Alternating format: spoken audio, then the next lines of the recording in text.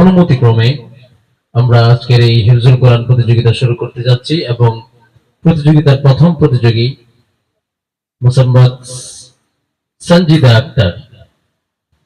আসসালামু আলাইকুম।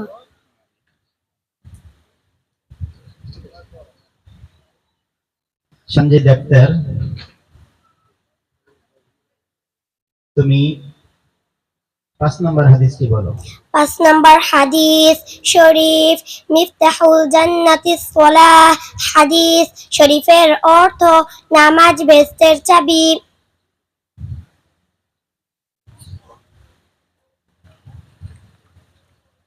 12 নম্বর হাদিসটি বলো।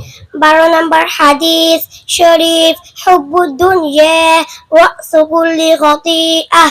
হাদিস শরীফের অর্থ দুনিয়ার মুহাব্বত সমস্ত গুনাহের মূল। মাশাআল্লাহ। সঞ্জিদা, তুমি বলো তো 4 নম্বর হাদিসটা বলো। 4 নম্বর হাদিস শরীফ, আত-তুহুরু শাতরুল ঈমান।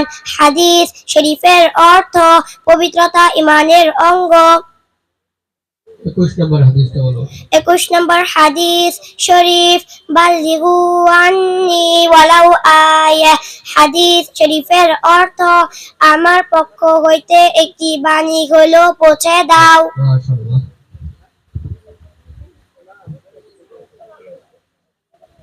9 নম্বর হাদিসটা বলো। 9 নম্বর হাদিস শরীফ,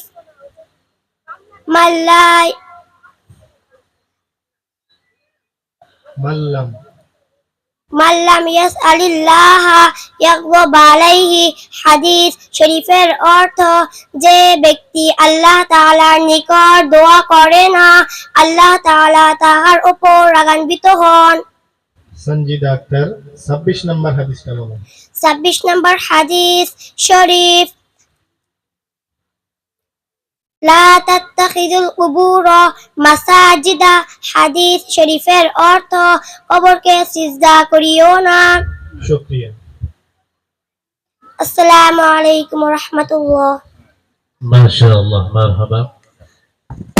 ছোট ছোট মাসুম বাচ্চাগুলো কত চমৎকার ভাবে হাদিস, এত সুন্দর করে হাদিস পড়ছেন। আমরা সকলেই যখন ওদের প্রতিযোগিতা শেষ হয়, হাদিস বলা শেষ হয়, আমরা চেষ্টা করব মারহাবা বলে তাদেরকে উৎসাহিত করতে। সকলেই প্রস্তুত থাকবো ইনশাআল্লাহ।